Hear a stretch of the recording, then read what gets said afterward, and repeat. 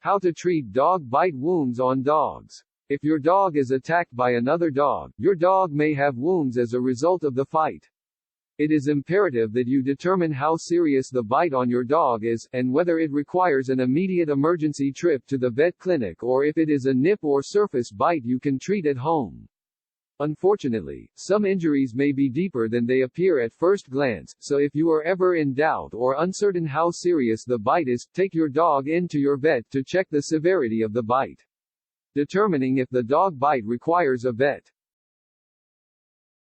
If your dog is bleeding heavily, take him to the vet.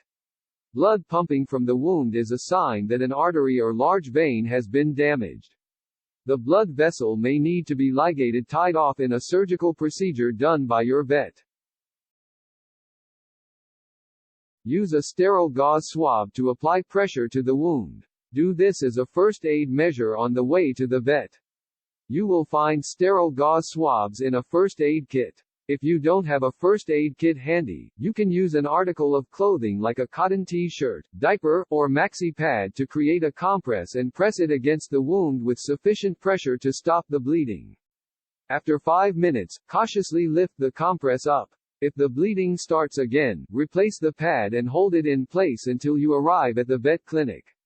Use a cotton t-shirt rather than a wool sweater or anything fuzzy, as fibers from these materials can get into the wound.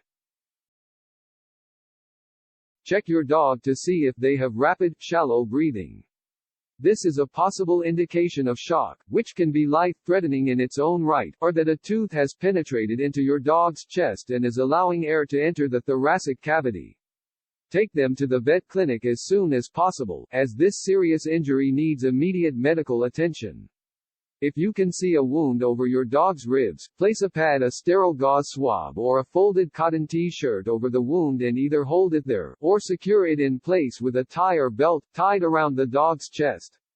You are trying to seal off the hole to prevent air from entering your dog's chest and causing his lungs to collapse. If your dog displays any weakness, pale gums, or loses consciousness, take him to the vet. There are all signs of possible shock or internal bleeding. Stop any obvious hemorrhage with sterile gauze or a cotton pad, cover the dog with a coat or blanket to keep him warm, and make your way to the vet clinic.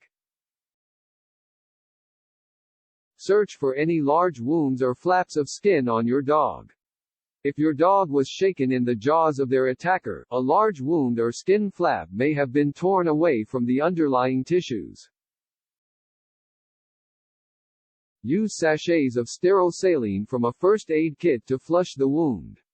If you do not have access to a first aid kit with saline, you can make a salt water solution. Use 16 ounces of previously boiled water and stir in 1 teaspoon of salt. Allow the solution to cool to body temperature and then soak cotton wool in the salt water, and use it to clean your dog's injuries. If you do not have access to sterile saline or time to make a salt water solution and your dog's wound warrants a trip to the vet, don't worry about this step. Your vet will be sure to thoroughly flush the area. Clean any wounds as best as you can before heading to the vet. To clean the wound, snip the corner off a saline sachet and squirt the fluid over the wound.